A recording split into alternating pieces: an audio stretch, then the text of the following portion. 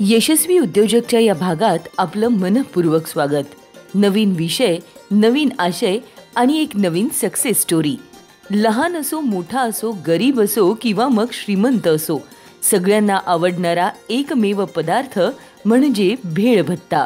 इतर ठिकाणी याला भेळ म्हणत असले तरी सर्वदूर प्रसिद्ध आहे तो नाशिकचा भेळ भत्ता। प्रवासात बरोबर घेऊन जायचा असेल, घरातील खाऊचे डबे भरायचे असेल किंवा मग सुट्ट्यांमध्ये पाहुण्यांबरोबर बच्चे कंपनी बरोबर बागेत खाऊची मजा लुटायची असेल, नाशिककरांची पहिली पसंती असते ती कराड यांच्या भेळ भत्त्याला। अतिशय चविष्ट, कुरकुरीत आणि आरोग्यासाठी तितकाच पौष्टिक असा हा कराड बंधूंचा भेळ भत्ता गेल्या 50 वर्षांपासून ग्राहकांच्या सेवेत आहे। आजच्या यशस्वी उद्योजक मध्ये जाणून घेऊया भेळ भत्त्यासाठी प्रसिद्ध असलेल्या नाशिकच्या कराड बंधू यांची सक्सेस स्टोरी।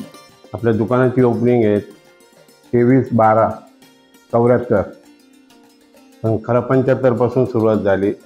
मॅट्रिक पास झाल्यानंतर ह्या व्यवसायात उतरलो आपण।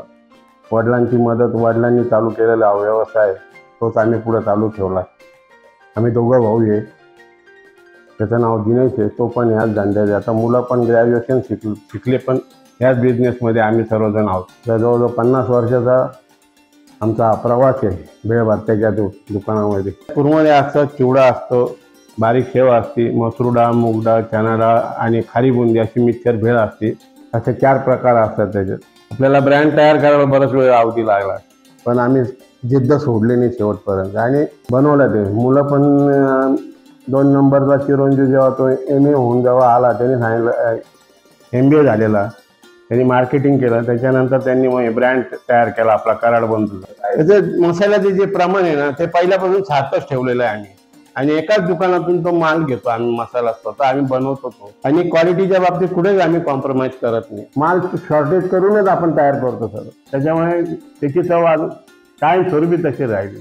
आता जरी कुरकुरे आले, हे आले, वेपर्स आले, सर्व काय आले, पण भत्ता जो आहे ना पारंपरिक पद्धतीचा, ते आपण क्वालिटी टिकून ठेवलेली आहे, त्याच्यामुळे त्याला प्रतिसाद खूप चांगला आहे आपल्याला। आरोग्याच्या दृष्टीने ना भत्ता हा परिपूर्ण आहे। त्या सर्व जीवनसत्व आलेले आहेत। डाळी असतात, मोड आलेले डाळी असतात, आपण भिजवून त्याच्यानंतर ते तळून आपण ते डाळी करतो।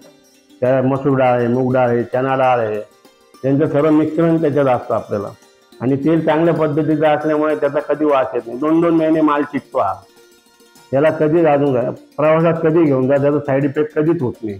भेळ भत्ता हा पदार्थ साधा वाटत असला तरी हा व्यवसाय एक कौशल्य आहे।